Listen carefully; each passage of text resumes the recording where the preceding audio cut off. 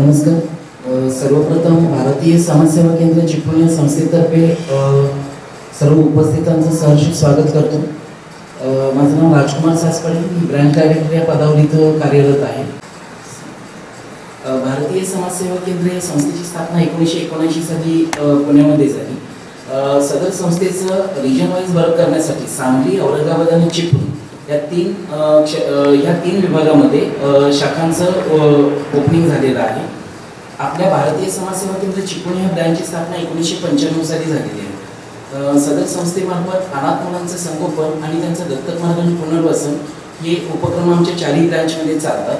तसेच इथे शैक्षणिक प्रायोजकता कार्यक्रम हा एक नव्यानं उपक्रम सुरू केलेला आहे, ज्याच्यामध्ये समाजातील तळागाळातील जे गरीब आणि हुशार होतकरू मुलं आहेत, जी परिस्थिती अभावी शिक्षण नाही घेऊ शकत, अशा मुलांना संस्था सर्च आउट करून त्यांना शिक्षणाच्या फ्लोमध्ये आणते आणि त्यांना शिक्षण पूर्ण करण्यासाठी मदत करते. तसेच या संस्थेमार्फत लायब्ररीचा एक नवीन प्रोजेक्ट आम्ही सुरू केलेला आहे, ज्याच्यामध्ये मुलांना वाचनाची आवड निर्माण व्हावी याकरिता ओपन लायब्ररीची कन्सेप्ट आम्ही आणलेली आहे. त्या गोष्टीलाही उत्स्फूर्तपणे प्रतिसाद मिळत आहे. शैक्षणिक प्रायोजकता या कार्यक्रमाची पुढील माहिती रोहिणी आपल्याला सर्वांना देईल.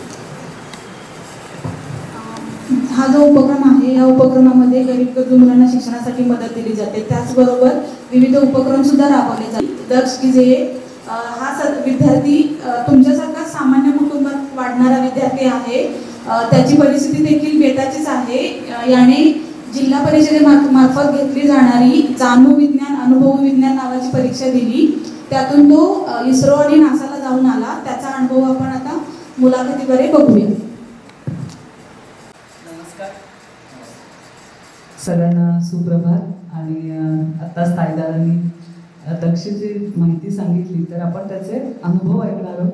आणि तुम्ही दिसताय सगळे छान आणि तल्लख बुद्धीचे दिसताय, तर तुम्ही सगळी ही माहिती नीट ऐका, जेणेकरून तुम्हाला तुमच्या पुढच्या आयुष्यात ह्या परीक्षा द्यायच्या असतील किंवा त्या संबंधित काही करिअर करायचं असेल, तर तुम्हाला निश्चित त्याचा उपयोग होईल. आणि त्यासाठी आज आपण ही मुलाखत आयोजित केली. आणि दक्ष ह्या संस्थेचाच विद्यार्थी आहे, तुमच्या आमच्यातलाच आहे, तर त्यामुळे तू सुद्धा मोकळेपणाने उत्तरं देशील. तर प्रथम तू आधी कितवीला आहेस आणि कुठल्या शाळेत जातोस ते सांग.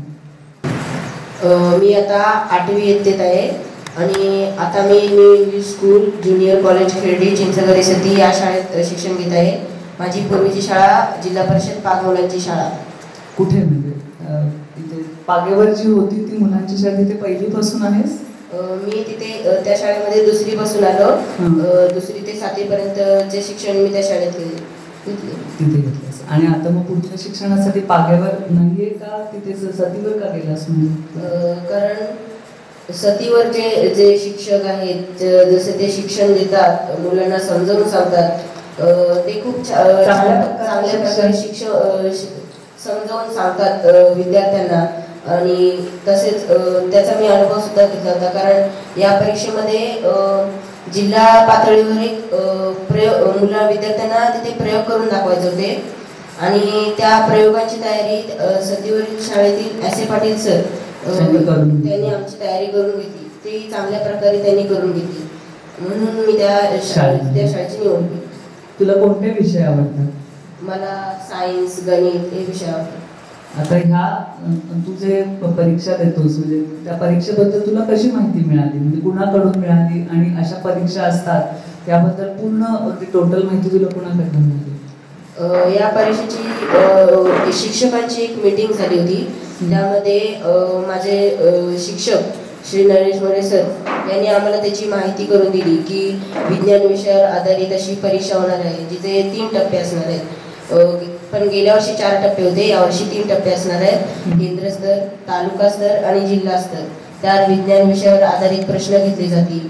तसेच त्यासोबत निबंध आणि जिल्हा स्तरावर प्रात्यक्षिक आणि सादरीकरण करून दाखवायचे असेल. तसेच या परीक्षेतून पास झाल्यास आपण इस्रो किंवा नासा या अंतराळ संशोधन संस्थेला भेट देऊ शकतो, असे माझे शिक्षकांनी मला समजावून सांगितलं होतं. आता आधी मुलांना तुम्हाला पहिल्यांदा इस्रो म्हणजे काय, नासा म्हणजे काय आणि आपण कसली मुलाखत घेतो याबद्दल काही सांगितलं नाही.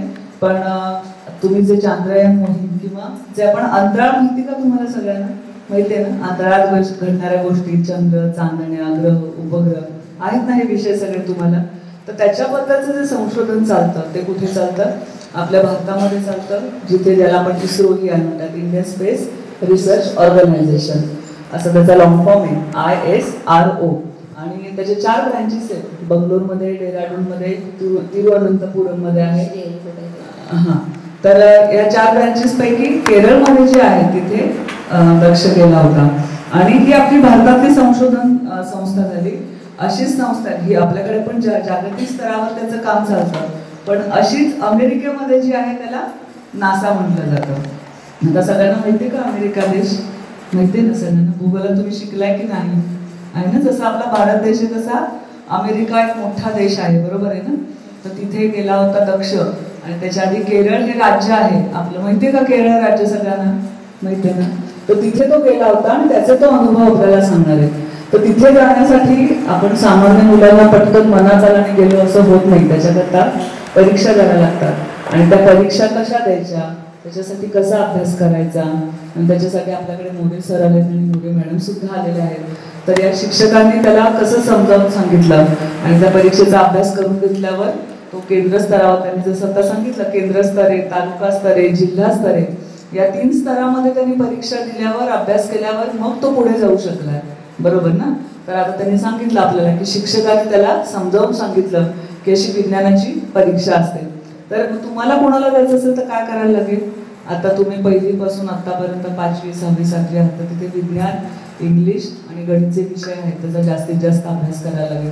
पण मग तू काय सांगशील, म्हणजे विज्ञानाचे सगळे प्रश्न पुस्तकातले होते का पुस्तकाच्या बाहेरचे सुद्धा होते? आम्ही आमच्या केंद्रामध्ये एक उपक्रम राबवला होता. प्रत्येक शाळेला घटक वाटून दिले आणि त्या घटकावर आपल्याला जेवढे प्रश्न मिळतील तेवढे प्रश्न आम्ही शोधून काढले. तसंच मोरे सरांनी मला जे जे प्रश्न मिळत होते त्यांच्या मित्रांकडून, सहकाऱ्यांकडून, त्यांना जे प्रश्न किंवा निबंध मिळत होते ते त्यांनी मला उपलब्ध करून दिले. आमच्याकडून पाठांतर करून घेतले, समजावून सांगितले. प्रयोग सुद्धा त्यांनी सुद्धा मला मदत केली, किंवा कसं त्यांनी सादर करून दाखवायचे, त्यांना बोलून दाखवायचे, हे त्यांनी मला शिकवून दिले. निबंध कसले येतात? म्हणजे नेहमी आपल्याला कसे शेतकऱ्यांच्या आत्महत्या किंवा निसर्ग विषयक असतात, तसे विज्ञान विषय कोणते विषय असतात निबंधाचे? विज्ञान विषयावर जर मी मोबाईल बोलतोय, मी संगणक बोलतोय, मला इस्रो या संस्थेत काम करायला मिळाले तर निसर्गावर असे आधारित, विज्ञान विषयावर आधारित निबंध असतात. पण मग तू इस्रोची माहिती वाचली होतीस का, आणि कशी वाचलीस, किती अभ्यास, काय काय तू सांग. आता सगळ्या मुलांना इस्रोची माहिती तू सांग.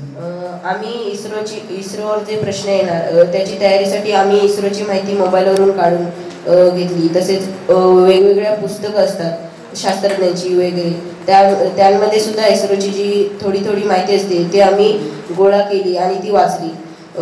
इस्रो ही आपल्या भारताची अंतराळ स्पेस म्हणजे इंडियन स्पेस रिसर्च ऑर्गनायझेशन असा त्याचा फुल फॉर्म आहे. ती अंतराळ संशोधनाचे काम करते. इस्रोला आम्ही गेल्या वर्षी भेट दिली होती. तिथे आम्ही विक्रम साराभाई स्पेस सेंटर, तसेच रॉकेट म्युझियम पाहिले. रॉकेट लॉन्चिंग कसं केलं जातं हे सुद्धा आम्ही पाहिलं, आणि तेथील रॉकेट पार्ट्स, त्यांची माहिती वगैरे सर्व आम्ही पाहिलं तिथे इस्रोमध्ये. मग केरळमध्ये तुम्ही किती जण गेला होता?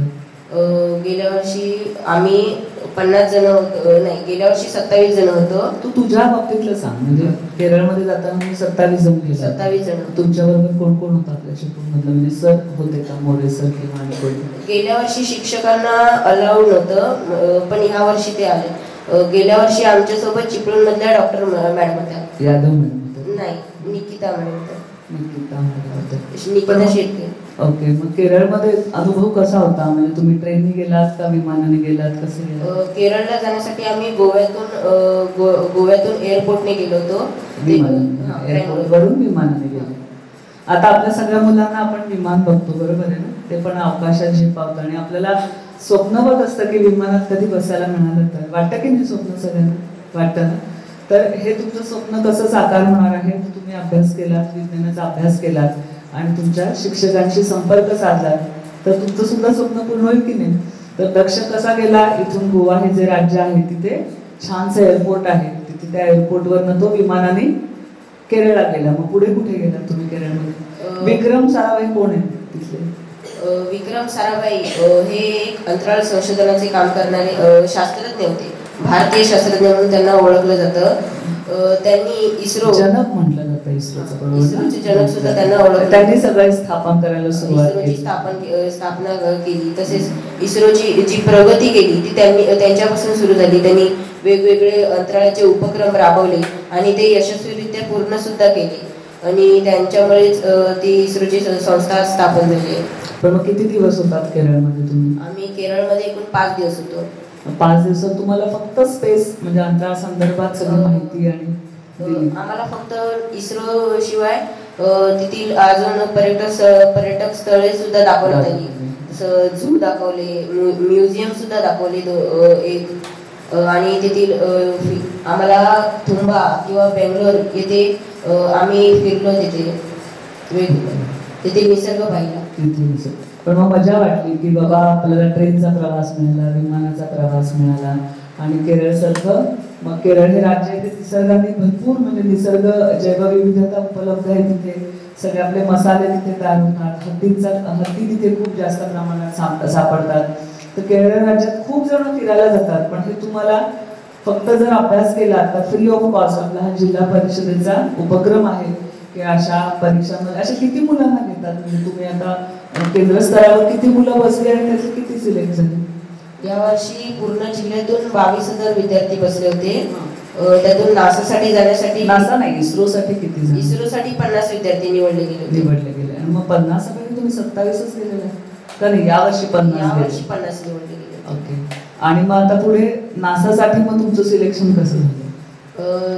नासाचं तुम्हाला मी काय सांगितलं, इस्रो ही आपली भारतातली संशोधन संस्था आहे. नासा कुठे आहे? अमेरिकेमध्ये, जो सर्वात जगातला महागडा देश मानला जातो. तिथे खूप बुद्धिमान लोक नोकरीसाठी जातात, शिक्षणासाठी जातात.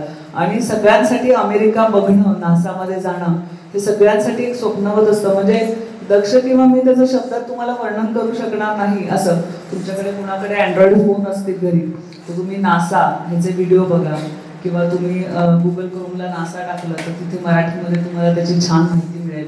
अमेरिकेबद्दल तुम्ही तिथे बघू शकता. तर तुम्हाला त्या पुस्तकं आहेत तर त्याच्यामध्ये अमेरिका म्हणजे काय आहे आणि नासा म्हणजे काय आहे, तिथे कुठल्या प्रकारचं संशोधन केलं जातं, तिथे किती प्रकारचे जगातून वेगवेगळ्या देशातून शास्त्रज्ञ येतात, तर हे तुम्हाला सगळी माहिती समजेल. आणि तिथे आता इस्रो नंतर दक्ष नासामध्ये गेला होता. तर अमेरिकेला जाण्यासाठी म्हणजे नासामध्ये जाण्यासाठी तू परत कोणती परीक्षा दिलीस?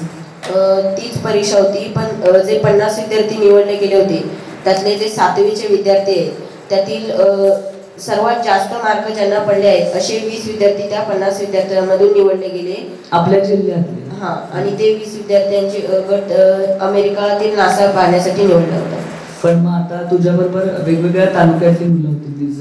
चिपळूणमधून तू एकटाच होतास? चिपळूणमधून 2 विद्यार्थी होते, मी आणि इच्छा, तसेच मोरे मॅडम होते आमच्या सोबत. नाही तसं नाही, विद्यार्थी विचारलं. विद्यार्थी तुम्ही 2 सिलेक्ट झालेला. ओके. आणि मग 20 जण आता अमेरिकेमध्ये काय काय गमती जमती केले असते सगळ्यांना सांग.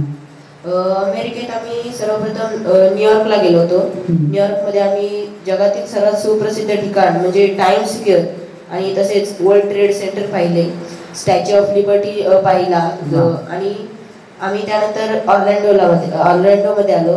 तिथे आम्ही नासाचं मुख्यालय John F Kennedy space centre तिथे पाहिले. तिथे आम्ही ATX म्हणजे ॲस्ट्रोनॉट ट्रेनिंग एक्सपिरियन्स कॅम्पला भेट दिली. म्हणजे अंतराळवीर अंतराळात जाऊन जी कामे करतात त्यांना कशी कामे करावी लागतात, ते अंतराळात कसे येतात, ते अंतराळातून परत कसे येतात, त्याचा सर्वांचा आम्ही स्वतः अनुभव घेतला.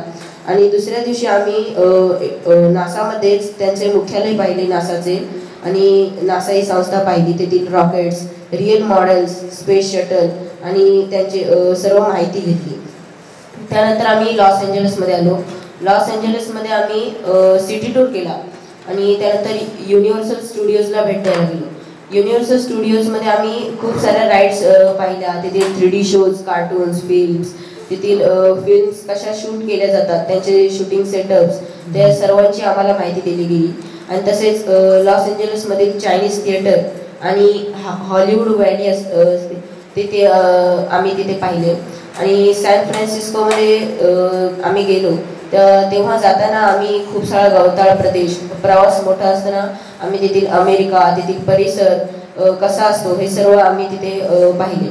आणि सॅन फ्रान्सिस्कोमध्ये सिटी टूर केल्यावर आम्हाला त्या शहराची माहिती, त्या शहरात ते शहर कसं विकसित झालं आणि त्या शहराची वैशिष्ट्ये आम्ही तिथे पाहिली. आणि सॅन फ्रान्सिस्कोमध्ये तिथे आम्ही ॲपल आणि गुगलची मुख्यालय पाहिले. ॲपलचे मुख्यालय तर खूपच आम्ही जेव्हा पाहिले ते खूपच मोठे होते. आणि तसेच तिथे आम्ही फिश ॲक्वेरियमला सुद्धा भेट दिली. आम्हाला जेवढ्या माशांची नावं सुद्धा माहीत नव्हती, त्याहून जास्त आम्ही जलचर पाणवनस्पती तिथे आम्ही पाहिली. आणि त्यानंतर आम्ही एका बंदरावर गेलो होतो. तिथून आम्ही गोल्डन गेट ते ब्रुकलिन ब्रिज पर्यंतची एक राईड केली. त्याच्यामध्ये सॅन फ्रान्सिस्को जेल असतं जे पाण्याच्या मध्ये बनवलं आहे ते पाहिलं. तसेच ब्रुकलिन ब्रिज जवळ रेड फोर्ट या सर्वांची आम्ही माहिती घेतली. या सर्व गोष्टी आम्ही अमेरिकेमध्ये पाहिल्या. अमेरिका किंवा म्हणजे भारताच्या बाहेर आपण जे म्हणतो परदेशात जाणं आणि परदेशामध्ये वेगवेगळ्या ठिकाणांना भेट देणं, ते इतकं ते स्वर्गसुख असतं. म्हणजे आता हा सांगतो, मी न्यूयॉर्कला गेलो तर न्यूयॉर्क नावाची इतकी मोठी सिटी आहे, म्हणजे गगनचुंबी इमारती असं म्हणतो. म्हणजे आपण असं कितीही मानवर केली म्हणजे 80-90 मजली 100 मजली बिल्डिंग असतात तर त्याला बघायला मिळाल्या. आता तुम्ही कल्पना करू शकणार नाही की परदेशात कितीच प्रकारची स्वच्छता असते. म्हणजे वातावरण एकदम थंड, ज्याला आपण प्लेझंट वातावरण म्हणतो असं असतं. तिथे धुळीचा कण सुद्धा, म्हणजे थंड वातावरणात धूळ सुद्धा नसते जास्त, त्यामुळे किंवा तिथे गरिबी नाहीये. तर त्यामुळे तुम्हाला तिथे जसं आपण पिक्चरमध्ये बघतो ना, छान छान छान सगळ्या सुंदर गाड्या, सुंदर माणसं, बुद्धिमान श्रीमंत लोक, छान बिल्डिंग आणि सगळा परिसर इतका सुंदर असतो की आपण हे बघितलं तर ते आपण स्वप्नात तर नाही होत ना असं आपल्याला वाटावं, इतका सुंदर परिसर असतो. आणि स्पेशली मला वाटतं अमेरिकेमध्ये तर तो डिस्नेलँडला आणि वगैरे गेला तर तिथे जे आपण कार्टून्स बघतो, तुम्ही जे टीव्हीवर कार्टून्स बघता ते तिथे प्रत्यक्षात आपल्याला बघायला मिळतात. आणि तो वेगवेगळ्या सिटीमध्ये गेला होता त्यांनी, न्यूयॉर्क घेतलं, लॉस एंजलिस घेतलं, हे वेगवेगळ्या तिथली शहरं आहेत, अमेरिका देशातली वेगवेगळी शहरं आहेत. तर त्या शहरामध्ये जाणं हे पैशाच्या दृष्टीने एवढं महागडं असतं की आपण सर्वसामान्य लोक त्याचा विचार सुद्धा करू शकत नाही. तर केवळ अभ्यासामुळे तू हे सगळं करू शकलास. पण मग पुढे तुला आता कोण व्हावं असं वाटतं? मला विज्ञान विषयाअंतर्गतच मला अंतराळ संशोधनामध्ये मला आवडते. रिसर्च करणार एखाद्या गोष्ट. पण तू तिकडे नासामध्ये गेलास तेव्हा अंतराळात जाण्यासाठी आपण आपला नॉर्मल ड्रेस घालून जाऊ शकत नाही, तर एक तो वेगळा ड्रेस असतो की ज्याने काय म्हणतात त्याला, स्पेस सूट. मग तो तुम्हाला घालायला मिळाला का? हा, ते तिथे आपण घालू शकतो आणि त्याचं अनुभवू शकतो ते कसं वाटतं. तशी तिथे रूम तयार केली आहे की जसं अवकाशात वातावरण असेल तर तशी रूम तयार केली आहे का? मग तिथे तुम्ही जाऊन आलात तो स्पेस सूट? स्पेस सूट फक्त घालायला दिलं होतं, पण आम्ही आतमध्ये नाही जाऊ शकलो. आतमध्ये जाऊ शकला. तुम्ही आता सुनीता विल्यम्स सुद्धा अंतराळात गेलाय, तर कल्पना चावला आपल्या भारतातली एक मुलगी होती, ती अंतराळात गेली होती. राकेश शर्मा सर बरोबर सांगते ना बघा, तर पहिला चंद्रावर गेलेला. तर अशा ह्यांची तुम्ही छोटी छोटी पुस्तकं आहेत, मला वाटतं कल्पना चावलाचं एकदम छोटंसं पुस्तक आहे, तर तुम्ही ते वाचलात ना तर तुम्हाला कळेल की अंतराळात काय गमती जमती असतात. तिथे किती प्रकारच्या गमती जमती. तिथे आपण जमिनीवर उभं राहू शकत नाही, झोपू शकत नाही, धड खाऊ शकत नाही, तर मग ते कसं लोक जिवंत राहतात आणि तिथे कशा प्रकारचा शोध लावतात. आता आपण शोध लावतो म्हणजे काय करतो, तर आपल्याकडे वेधशाळेतर्फे आपल्याला सांगितलं जातं आज पुण्यात भरपूर पाऊस पडेल की नाही, मुंबईत पडेल की नाही, आज थंडी किती असेल, आज अमुक राज्यात म्हणजे दिल्लीमध्ये किती तापमान होते, हे सगळं आपल्याला कुठे कळतं, स्पेसमध्ये कळतं, बरोबर आहे ना. तर त्या वेधशाळेमध्ये किंवा उपग्रह जे सोडले जातात, जसं चांद्रयान मोहीम होती आपली, तर तुम्हाला जर विज्ञानामध्ये आवड असेल ना तर तुम्ही अशा छोट्या छोट्या गोष्टी वाचायला सुरुवात करा, मग त्याच्यामध्ये तुम्हाला आवड निर्माण होईल. आणि आवड निर्माण झाली की तुम्हाला शिक्षक आहेतच असे, तुम्हाला कशा परीक्षा द्यायच्या आणि संशोधक म्हणून बनायचं असेल तर तशी वृत्ती पाहिजे. विज्ञानावर अनेक पुस्तकं आहेत. अग्निपंख म्हणून डॉक्टर APJ अब्दुल कलामांचं मध्ये दक्ष एकदा म्हणाला मी ते पुस्तक वाचलं, तर तुम्हाला जर कोणी सांगितलं की तुम्हाला बक्षीस द्यायचंय, तर तुम्ही सांगायचं मला एक छानसं विज्ञानाचं पुस्तक द्या. म्हणजे काय होईल, तुम्हाला आपोआप तुमच्याकडनं ते विज्ञानाचं वाचन होईल. की तुमच्या शाळांमध्ये लायब्ररी असते, त्या लायब्ररीमध्ये विज्ञान विषयक अनेक पुस्तकं असतात, तर ती तुम्ही जेवढं वाचन वाढवाल त्याच्यातलं तुम्हाला गंमत कळत जाणार आहे. मग तुझे इथे एवढं तू छान कामगिरी केलीस तर कुठे कुठे सन्मान झाले तुझे? माझे तिकडून आल्यावर किंवा त्याच्या आधी जाण्याआधी खूप सारे सत्कार झाले. जसं शेखरजी निकम यांनी सुद्धा किंवा त्यांच्या मिसेस पूजा निकम यांनी सुद्धा सत्कार केले. मुरादपूरच्या शाळेत सुद्धा झाले. पागेवर सुद्धा आमच्या शाळेमध्ये खूप सारे शिक्षक, सरांचे मित्र, मॅडमचे नाते शुभेच्छा देण्यासाठी आले होते शाळेत. आणि सतीवरील शाळेमध्ये सुद्धा दोनदा आमचे सत्कार झाले तेथील शिक्षकांकडून. पण तुला असं वाटतं का की खरंच हे स्वप्न आपण बघतोय का सत्यात, असं कधी वाटलं का तुला? मला वाटलं नव्हतं की मी अमेरिका फिरून येईल, विमानाचा प्रवास करेन. पण ते त्या परीक्षेमुळे, तसेच माझे शिक्षक Naresh More sir, More madam, Dure madam, Kotwadekar sir, माझे शिक्षक, माझे मित्र, माझे पालक या सर्वांमुळे हे शक्य झाले.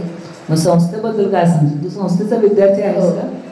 तर संस्थेची मला खूप मदत मिळाली, कारण संस्थेमधून मला शैक्षणिक साहित्य मिळते. या शैक्षणिक साहित्यामुळे मला अभ्यास अजून करावासा वाटतो. तसेच मला अभ्यास करण्यास मदत मिळते.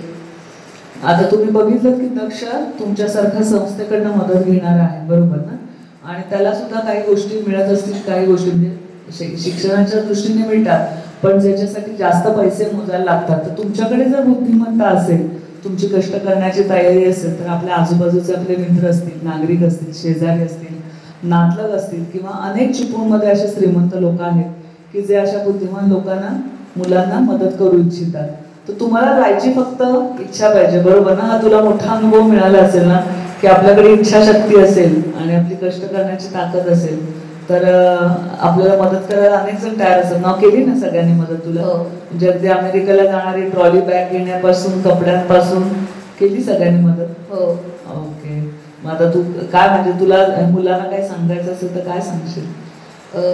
आपल्याला जर का आपण आपले जे ध्येय असते, आपण जे ठरवलेलं ध्येय असते ते पूर्ण करण्यासाठी आपण खूप मेहनत केली पाहिजे. कधी हार नाही मानली पाहिजे. आपले जे ध्येय पूर्ण करण्यासाठी आपण चिकाटीने मेहनत केली पाहिजे. त्यासाठी खूप अभ्यास करावा लागतो आणि मेहनतही घ्यावी लागते. ती पूर्ण केल्यानंतरच आपल्याला यश मिळते. आणि आपण ते यश मिळवण्यासाठी खूप मेहनत केली पाहिजे, अभ्यास केला पाहिजे, असं मी सर्व विद्यार्थ्यांना सांगेन. तुम्ही आता आपण दक्ष जोरात टाळ्या वाजवून कौतुक करूया की त्यांनी एवढं छान यश मिळवलं. आणि ही मुलाखत अशासाठी आयोजित केली होती की पुढच्या वर्षी किंवा या वर्षी, पुढच्या वर्षी, यापुढे तुमच्यापैकी दरवर्षी आपल्या संस्थेचा एकतरी विद्यार्थी इस्रोला आणि नासाला गेला पाहिजे. तर जाणार ना तुम्ही? आता ह्याला सगळ्यांनी ज्यांनी मदत केली तर ते आपण मोरे सरांना बोलावूया आणि त्यांच्याशी आपण बोलूया. 2 मिनिटं सर. थँक्यू दक्ष. तुम्ही अशा मुलांना घडवताय आणि तुमच्यासारखे किंवा मोरे मॅडमसारखे शिक्षक आहेत म्हणून खरोखरच आपलं सामान्यांचं स्वप्न पूर्णतः जात आहे. तुम्ही या परीक्षेबद्दल काय सांगणार? सर्वांचं स्वागत. भारतीय समाज सेवा केंद्राला मी खूप धन्यवाद देईन, त्यांनी आम्हाला इथे बोलावून ही संधी उपलब्ध करून दिली.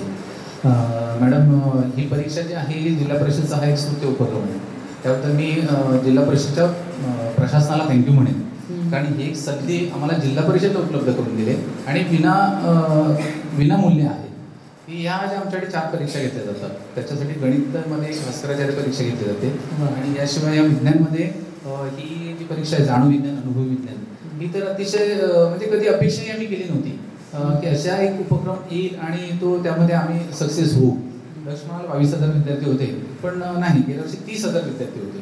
आणि या 30,000 विद्यार्थ्यांमधून मला माझा अभिमान आणि माझ्या शाळेतील सर्व शिक्षकांचा आणि विद्यार्थ्यांचा अभिमान आहे की या 30,000 मधून सर्व जिल्हा परिषदमध्ये प्रथम क्रमांक माझ्या शाळेचा आणि माझ्या दक्षता.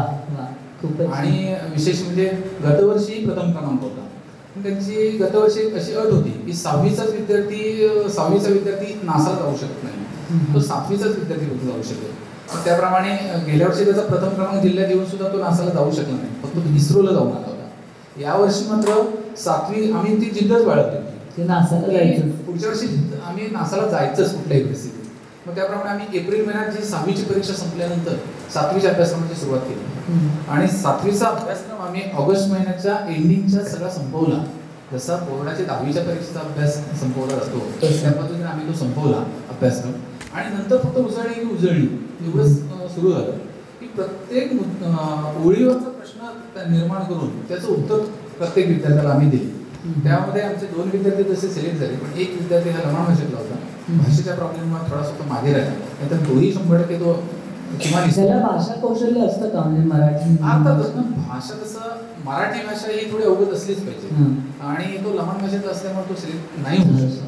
पण दक्षने बाजी मारला आणि जिल्ह्यामध्ये त्याचा प्रथम क्रमांक आला आणि तो यंदा त्याचा प्रथम क्रमांक आल्यामुळे एक पालकमंत्र्यांनी अशी अट टाकली होती सन्माननीय उदयजी सामंत साहेब यांनी, की प्रथम क्रमांक आणि द्वितीय क्रमांकाने जे विद्यार्थी सिलेक्ट होतील त्यांच्या शिक्षकांना त्यांच्यासोबत जाण्याची संधी यावर्षी जास्त म्हणजे दूरदर्शन आहे. पण ती अट टाकल्यामुळे अनेक जण असे प्रयत्न होते की आम्हाला अमेरिकेला जायला मिळेल, पण आमच्या प्रथम क्रमांकाला आमच्या प्रयत्नाला यश आलं.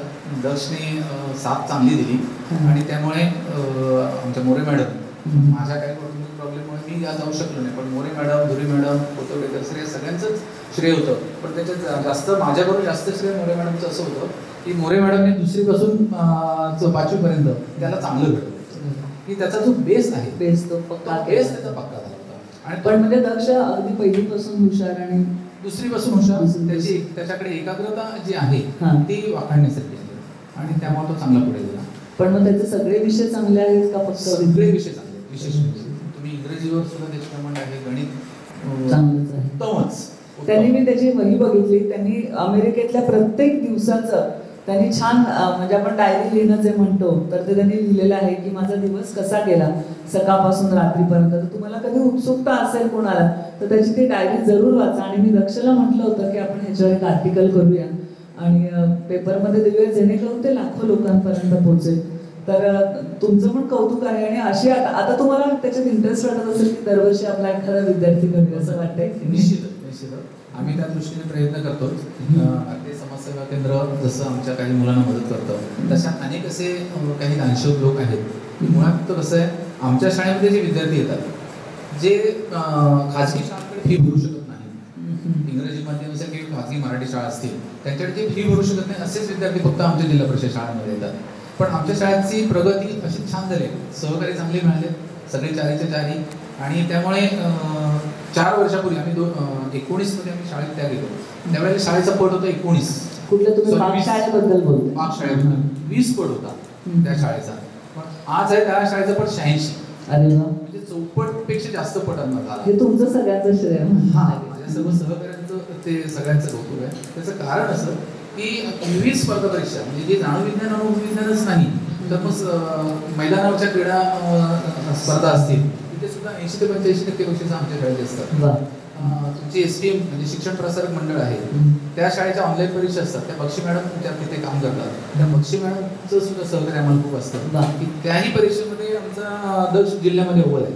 अरे प्रथम क्रमांक आहे, त्यांनी उत्तम सत्कार केला. त्याशिवाय भारतीय विद्यापीठाकडे आम्ही प्रज्ञाशोध परीक्षेसाठी विद्यार्थी बसवतो, तिथे सुद्धा 32 विद्यार्थी गेल्या वर्षी बसवले होते. 31 विद्यार्थी उत्तीर्ण आहेत, 16 डिस्टिंक्शन मध्ये आहेत. म्हणजे जिल्हा परिषद शाळांमध्ये एवढे उपक्रम फार मोठे होतात असं मला नाही वाटत. पण आमच्याकडे आधी मुळात लोकांचा बघण्याचा दृष्टिकोन आहे की जी बुद्धिमान मुलं ती SPM मध्ये जातील किंवा मेरी माता असेल मग युनायटेड असेल आणि ज्यांना काही म्हणजे शक्य नाही अशी मुलं ZP मध्ये. पण मला वाटतं तुम्ही शिक्षकांनी सिद्ध करून दाखवलं असेल की कदाचित आता प्रायव्हेट स्कूल मधली मुलं हेवा करत असतील की काश आम्ही ZP मध्ये असतो तर आम्ही नासाला जाऊ शकलो असतो. त्याचा परिणाम आजही आता माझ्याकडे वाशिष्ठी मिल्क प्रोडक्टच्या वतीने वाया वाटत होतो त्यांच्या मार्फत की आलेल्याने कौतुक केलं ती की मुलांचा ओघ आमच्याकडे वाढलाय. तो वाढला का तर ही सगळी फक्त बघूनच तो ओघ वाढलेला आहे. आणि त्यामागे शिक्षकांचं श्रेय आहेच, कारण ते शिक्षकांनी जर मेहनत नसती घेतली तर ते शक्य पण नाही. पण शिक्षक माझे जादा वेळ देतात आणि मनापासून काम करतात, त्यामुळं खूप छान. ह्या सगळ्या मुलांनी म्हणजे स्पेशली लक्ष तुला सांगेल की लक्षात ठेवायला पाहिजे की स्वतःच्या पोटच्या मुलांप्रमाणे म्हणजे तुम्ही जेव्हा अमेरिकेला जाते त्यांना अशा भावना शिक्षकांना असतात जसं की आपला मुलगा नासामध्ये गेलाय आणि आता तो सगळा अनुभव घेतलायस म्हणून.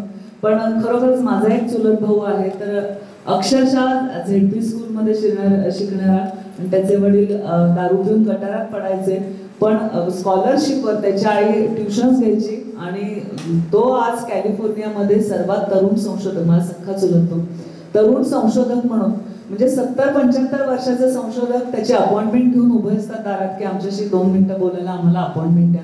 आणि असं म्हणतात रेड कार्पेट म्हणजे काय, लाल रंगाचं कार्पेट असतं ते तुमच्यासाठी घातलं जाणं म्हणजे काय, तुम्ही त्या लाल कार्पेटवरनं चालत जाणं म्हणजे तुमचा मोठा गौरव असतो. तर त्याच्यासाठी म्हणजे कधीतरी आपण दक्षसाठी सुद्धा ते बघू. रेड कार्पेट घातलं जातं विमानतळावरनं आला किंवा कुठे मोठ्या समारंभात, जसं आज आपण मुलाखत घेतोय प्रत्येक ठिकाणी त्याला रेड कार्पेट असतं. तर परिस्थिती कशी आहे आणि आपल्याकडे काय रिसोर्सेस, आपल्याकडे पैसा नाही, ही खंत न बाळगता फक्त आपण कष्ट करण्याची जर तयारी ठेवली तर असं स्पृहणीय यश आपल्यालाही मिळू शकतं. आणि मला पुन्हा एकदा दक्ष कधीतरी संशोधन म्हणून आल्यावर पुन्हा आपण याच ठिकाणी त्याची मुलाखत घेऊया आणि असं बघायला मला निश्चित आवडेल. आणि असं स्पेशली तुमचे मनापासून थँक्स की तुम्ही अशी सुजाण नागरिक म्हणूया किंवा अशी मुलं आपल्या भारत देशासाठी घडवताय. आणि आता सगळीच मुलं कायम तुमची आठवण ठेवतील की या गुरूंमुळे आज माझं जे काही आयुष्य छान जात आहे. तर तुमचं खूप खूप कौतुक आहे आणि धन्यवाद. आणि मी मोरे मॅडमना विनंती करेन की त्यांनी 2 मिनिटं यावं इथे आणि त्यांचे अनुभव सांगावे. सरांसाठी टाळ्या बोलत एकदा जोरदार. नमस्कार मॅडम. ह्या मोरे मॅडम आपल्या दक्ष बरोबर अमेरिकेत गेल्या होत्या. जसं आता मोरे सरांनी सांगितलं की जो पहिला आणि दुसरा मुलगा येईल तर त्याच्या शिक्षकांना सुद्धा जायला मिळतं. तर खरोखरच म्हणजे दोघे एकमेकांना अनुरूप की दक्षने अभ्यास केला आणि दक्षला घडवण्यासाठी मॅडमने प्रयत्न केले आणि त्याचं फळ म्हणजे दोघांनाही अमेरिकेला जायला मिळालं. तर मॅडम पूर्ण अमेरिका दौरा किंवा इस्रोला पण तुम्ही गेला होतात का? इस्रोला नव्हते गेले. हा, तेव्हा नव्हते, शिक्षकांना अलाउडच नव्हता. हा, पण पूर्ण अमेरिकेचा अनुभव तुम्ही थोडक्यात सांगितलं. आता हे जाणू विज्ञान, अनुभव विज्ञान, काय जाणू विज्ञान, जाणू विज्ञान, अनुभव विज्ञान, जाणू विज्ञान, अनुभव विज्ञान अशी ही परीक्षा होती. जिल्हा परिषद, फक्त रत्नागिरी जिल्हा परिषदचाच हा उपक्रम आहे. आणि त्या उपक्रमामध्ये आता सांगितल्याप्रमाणे 30,000 विद्यार्थी बसले होते आणि त्या विद्यार्थ्यांमधून आम्ही सगळ्या शिक्षकांनी प्रयत्न करू. दक्षसारखा हुशार गरीब असून सुद्धा तो हुशार आणि होतकरू आहे. तर त्याने तो अभ्यास करून या परीक्षेमध्ये तो सिलेक्ट झालेला आहे आणि त्याला नासाला जाण्याचा संधी मिळाली आणि त्या संधीमुळे मला सुद्धा संधी मिळाली. म्हणजे रत्नागिरी जिल्ह्यामध्ये तो प्रथम आल्यामुळे मला सुद्धा संधी मिळालेली आहे. तर आमच्या मुख्याध्यापकांचे मी त्याच्यासाठी आभार मानेन, कारण त्यांची कौटुंबिक अडचण असल्यामुळे तो चान्स मला आलेला आहे. हे भाग्य किंवा नशिबाचे आहे. हो, नशिबाचं आहे असंच म्हणावं लागेल.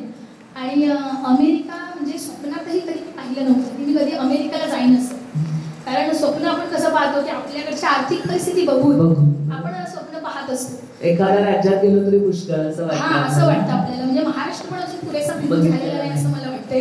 पण अमेरिकेसारख्या अशा मोठ्या शहरामध्ये, श्रीमंत शहरामध्ये आपल्याला देशामध्ये जायला मिळालं ते भाग्यच आहे माझ्यासाठी. तर खूप छान अनुभव होता तिथला. म्हणजे आम्ही जवळजवळ 4 शहर, जसं दक्षने आता सांगितलं, 4 शहरं आम्ही तिथे पाहिली. आणि असं विज्ञानाविषयी किंवा ऑर्लँडोमध्ये जाऊन त्या केनेडी स्पेसमध्ये सेंटरमध्ये गेलो तर तिथे गिर्यारोहक म्हणजे अंतराळवीर तिथे जाऊन कसं प्रत्यक्ष आपला अनुभव म्हणजे कसं ते जातात त्या ह्याच्यामध्ये बसतात कसं हे सुद्धा आम्हाला तिथे दाखवलं. म्हणजे मोठमोठे रॉकेट्स होते आणि त्या रॉकेट्समधले वेगवेगळे पार्ट्स असतात आणि ते वेगवेगळे पार्ट्स कसे जॉईन केले जातात नंतर जेव्हा ते रॉकेट्स वरती जातं तर कसे ते एकत्र केले जातात आणि कसं त्याचं उड्डाण होतं. आपण ते टीव्हीवर थोडंसं पाहतो, पण ऍक्च्युअली त्याचे भरपूर पार्ट्स आहेत आणि ते पार्ट्स एकत्र केले जातात आणि ते एकत्र करून ते गिर्यारोहक अंतराळवीर त्याच्यामध्ये कुठे बसतात, ते कशा पोझिशनला बसतात हे सगळं आम्हाला तिथे दाखवलं गेलं. हा, आणि त्याचा अनुभव थोडासा आम्हाला पण दिला गेला की तुम्ही तशा त्या पोझिशनमध्ये बसा किंवा तिथे काय कराल त्या ह्याच्यामध्ये असं तिथे प्रत्यक्ष दिलं गेलं. किंवा पायलट होऊन तुम्ही पायलट कसं व्हाल, त्या पायलटमध्ये ते असं हे होतं त्याच्यामध्ये आम्हाला बसवलं की तुम्ही पायलट आता पायलट आहात. हां, तुम्ही पायलट आहात असं त्या आमच्याकडून करून घेतलं त्यांनी. असं खूप छान मस्त अनुभव होता तो. नासामध्ये आता मॅडम ज्या सांगतात आम्ही जे जे बघितलं तर ते बघण्याची परवानगी सुद्धा सर्वसामान्यांना नसते. मी काल अभ्यास केला तर आधी मुळामध्ये नासामध्ये तू जसं म्हटलंस मला संशोधक व्हायचं पण आपण नासामध्ये नोकरीला किंवा शिकायला नाही जाऊ शकत पटकन, कारण त्याला अमेरिकन नागरिकत्व लागतं. तुम्ही त्या देशात तिथे जन्मलेले असाल किंवा त्याचं नागरिकत्व असेल तरच आपण जाऊ शकतो. आणि असं तुम्ही जे स्पेस सेंटर बघितलं तिथे पण जायला अलाउड नाहीये, स्पेशल परमिशन काढून मला वाटतं तुम्हाला तिथे नेलं गेलं. तर पर्यटकांसाठी ते अलाउड नाहीये. आम्ही आधीच त्याचे परमिशन घेतली होती. हां. त्या आमच्या सगळ्या रत्नागिरी जिल्ह्यामधल्या म्हणजे मोठे अधिकारी आहेत आमचे, म्हणजे अतिरिक्त शिवसेना यांचा हा खरा उपक्रम आहे. त्यांच्यामुळेही आम्हाला इथे जायला मिळालं. त्यांनी सगळी ही व्यवस्था केलेली होती, म्हणजे आमचा व्हिसा मिळवण्यापासून सगळी व्हिसा, पासपोर्ट ते सगळं हे करून एक टूर मॅनेजर आमच्यासाठी हे केलेले होते आणि त्या टूर मॅनेजरनी सगळी तिथली व्यवस्था केलेली होती. पण मग भाषेचा प्रॉब्लेम वाटला का की अरे भाषेचा प्रॉब्लेम येतोच, कारण आपली मातृभाषा मराठी पडते ना. आणि त्या इंग्लिश अमेरिकेमध्ये आपण जे इंग्लिश बोलतो ना तसं नॉर्मल इंग्लिश बोलत नाही, त्यांचे उच्चार वेगळे असतात. ते बरेचसे बोललेलं आम्हाला कळत होतं, पण ते आपल्याला इंग्लिश बोलता येत नाही. त्याच्यामुळे काय ते टूर मॅनेजर होते, त्यांची आम्हाला मदत होत होती. आणि मुलांना पण तसे मुलं आपल्यापेक्षा अजून पुढे शार्प असतात, त्याच्यामुळे त्यांना ते कळतं. फक्त बोलतात म्हणजे तुटक असं बोलत होते, त्यांना ते कळत होतं. त्यावेळेला त्यांना कळलं होतं की आपण इकडून म्हणजे इंडियातून ही लोक आलेली आहेत, त्याच्यामुळे त्यांची भाषा काही नाहीये, पण तेही समजून घेत होते आणि समजून सांगत होते. त्याच्यासाठी आपल्याकडे म्हणजे आपली जरी मातृभाषा मराठी असली तरी आपल्यावर इंग्लिशवर प्रभुत्व का पाहिजे? तर जेव्हा आपण भारत देश सोडून किंवा महाराष्ट्र सोडून दुसऱ्या राज्यात जातो किंवा केरळमध्ये दक्ष तुला जाणवलं असेल की तिथे सुद्धा इंग्लिश जास्त बोललं जातं, पण जेव्हा परदेशात जातो तेव्हा इंग्लिशच आपल्याला आधार देतं भाषा. तर त्यामुळे तुम्ही सुद्धा आता तुमच्या हातात कॉम्प्युटर आहे, मोबाईल आहे, तर तुम्हाला जास्तीत जास्त इंग्लिश एक गंमत, छोटी गंमत म्हणून रोज एखादा दुसरा शब्द शिकायचा, एखादं वाक्य शिकायचं. मी दक्षला परवा सांगितलं एक डायरी घाल आणि त्याच्यामध्ये रोज एक इंग्लिश शब्द जो वाशील त्याच्यामध्ये तो लिहायचा. म्हणजे त्याला म्हणतात व्होकॅब्युलरी वाढवणं. तुमचं जेवढे शब्दसंग्रह वाढवाल तेवढं तुम्हाला बोलायला येईल. आणि छोटं म्हणजे येऊन बस असं म्हणायचं म्हटलं तरी वेगळा त्याच्यामध्ये वाक्यरचना असते किंवा ग्रामर येणं महत्वाचं असतं, काळ त्याच्यामध्ये समजलं जाणं. तर तुम्ही सगळ्यांनी आता अजून छोटे आहात, तुम्हाला आता इंग्लिश विषय सुरू झाला असेल तर तुम्ही सरांना सांगा की सर आम्हाला इंग्लिश बोलायचं आहे, किंवा मित्रांच्या छोटी वाक्य तयार करून बोलायला सुरुवात करायचं, जास्तीत जास्त इंग्लिश वाचन करायला सुरुवात करायचं, म्हणजे तुम्हाला सुद्धा अडचण येणार नाही. पण तुमचे म्हणजे 15 दिवसाची टूर होती ना? हो, 13 दिवसाची 13 दिवसाची नाही, पण तुमचंही खूप कौतुक की तुम्ही सुद्धा दक्षसारखी मुलं निर्माण करताय. आणि मला वाटतं यावर्षीसाठी तुमचा हा उपक्रम सुरू झालाच असेल की आता नव्याने कोण. आणि मोरे सरांना विनंती करेन की आता परत जर अशी संधी तुमच्या शाळेला मिळाली तर काही करून काही ऍडजस्टमेंट घरामध्ये करा, पण तो चान्स तुम्ही चुकवू नका, कारण परत ही अशा संधी मिळत नाहीत. आणि 1,80,00,000 हा त्यांना खर्च आला, तर एवढा खर्च आपण म्हणजे ते 1 कोटी किती शून्य येतात हे सुद्धा बघणं लिहिणं खूप कठीण काम आहे. तर तुम्हाला मॅडम शुभेच्छा देते की पुढच्या वर्षी पुन्हा एकदा तुमच्या शाळेचा आणि आमच्या संस्थेपैकी एखादा विद्यार्थी तयार व्हावा आणि त्याकरता परमेश्वर तुम्हाला बळ देव अशी मी तुम्हाला शुभेच्छा देते आणि धन्यवाद म्हणते. आणि तुम्हा सगळ्यांचे धन्यवाद, तुम्ही आज इथे आलात आणि ही आपली छोटीशी मुलाखत ऐकली. तर मला वाटतं तुम्हाला आवडलं असेल. मी मीरा पोद्दार, मी इथे LIC नावाचं जे ऑफिस आहे तिथे ऑफिसर म्हणून काम करते आणि या संस्थेमध्ये सुद्धा मी बरेच वर्ष येते. तर त्या संस्थेबद्दल मला आपुलकी आहे आणि आज तुमच्या निमित्ताने, दक्षच्या निमित्ताने मी आज खूप दिवसांनी या संस्थेमध्ये आले आणि आज मला या सगळ्यांनी संधी दिली, तर त्याबद्दल मी त्यांचे खूप खूप आभार मानते. तुम्हाला सगळ्यांना भविष्यासाठी खूप साऱ्या शुभेच्छा देते. आणि इस्रोमध्ये जाण्यासाठी किंवा संशोधक होण्यासाठी इंजिनिअरिंग व्हावं लागतं आणि त्याच्याकरता सायन्स, गणित, इंग्लिश हे चांगलं असावं लागतं. तर त्याच्यासाठी तुम्ही भरपूर आत्तापासून, तुमचं आता 5वी म्हणजे जवळजवळ बेस सुरुवातच आहे, तर तुम्ही चांगला अभ्यास कराल आणि एक जसं अब्दुल कलामांचं नाव आपण आदराने घेतो तसं तुमचंही नाव आदराने घेतलं जाईल आणि तुमचेही दक्षसारखे अनेक सन्मान होतील आणि तुम्हाला मान, सन्मान, यश, पैसा, प्रतिष्ठा सगळं प्राप्त हो, चांगलं आरोग्य मिळो असं मी परमेश्वरचरणी प्रार्थना करते आणि इथेच थांबते.